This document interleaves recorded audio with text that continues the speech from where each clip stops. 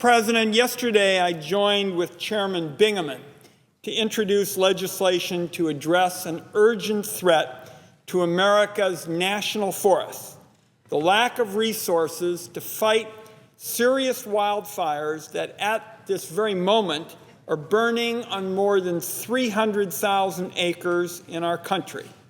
To date, and it is certainly early in the fire season, more than 830,000 acres already have burned. The heart of the problem, Mr. President, is as the fires have gotten bigger, the Forest Service air tanker fleet to fight these fires has gotten smaller. In 2006, the Forest Service had 44 large air tankers under contract in their fleet. Last week, they had just 11 large air tankers under contract, and 10 of those averaged 50 years of age. Now, after very tragic events of this past weekend, in which one of those air tankers crashed and its courageous pilots were killed, and another had a failure of its landing gear and sustained serious damage, the Forest Service is down to 9 large air tankers. This is an extraordinarily serious problem, and a solution is long overdue. Now, the reason I've come to the floor this afternoon, Mr. President, is that the Congress has an opportunity to expedite what could be the beginning of a solution. The Forest Service now is ready to begin awarding contracts for the next generation of air tankers, consistent with their large air tanker modernization strategy. On May 25th, as is required by law, under 41 U.S.C. 3903D, the Forest Service has given the Congress a 30-day notification of its intent to award 4 multi-year contracts, which contain cancellation ceilings in excess of $10 million and require congressional notification.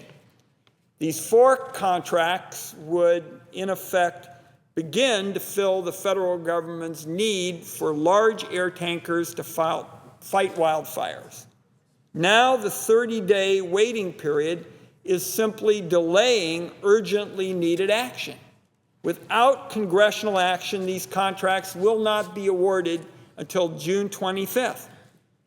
My view is, with hundreds of thousands of acres burning and a severely depleted capacity for sending air tankers to battle these fires, I see nothing that can be served by the Congress sitting on its hands and waiting for those 30 days to expire. The Forest Service requested that Congress waive the requirement to wait the full 30 days to award these important contracts.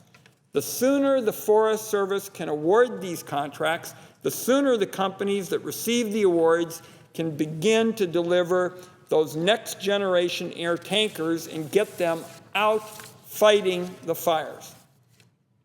And Mr. President, I want to be clear that I do not know the details of these contracts and have no idea as to which companies that submit bids are going to be the successful recipients.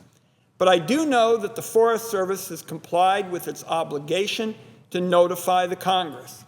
Congress has been notified with the required information, and I just fail to understand how the country is going to benefit by simply letting time pass.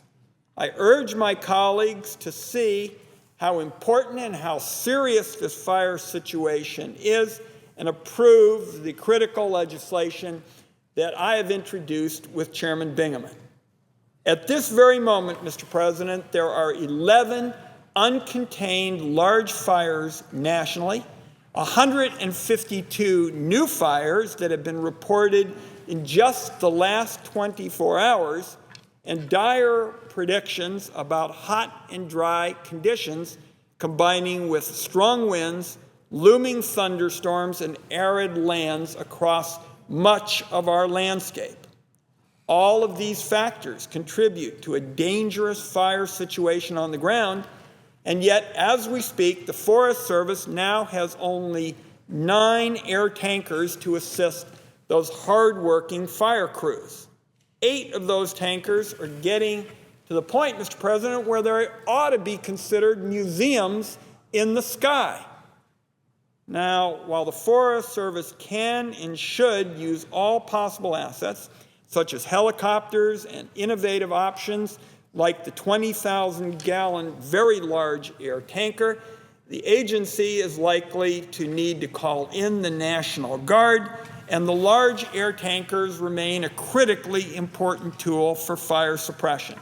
In fact, the firefighting agencies mobilized air tankers 153% above the 10-year average in 2011. Yet these planes needed to assist on-the-ground firefighters have dwindled to the dire shortage. They have atrophied to the point that I have described, Mr. President, this afternoon. Now, this lack of resources is coming at a time when the nation's forests are very vulnerable to fire. And the fire season is early, but we're already seeing the production of record-breaking fires. Fire seasons are getting longer, and they are more severe, and we are seeing more and more, Mr. President, of what the professional foresters call a mega fire. From 2000 to 2008, at least 10 states had fires of record-breaking size. The Forest Service indicated in its air tanker mobilization strategy that the agency will need up to 28 of these air tankers in order to adequately battle fire threats. So the Forest Service says we need 28. As of this moment this afternoon, Mr. President, there are only 9. So I am asking today for the Senate to recognize the seriousness of the threat and let the Forest Service proceed in awarding these new contracts as rapidly as possible.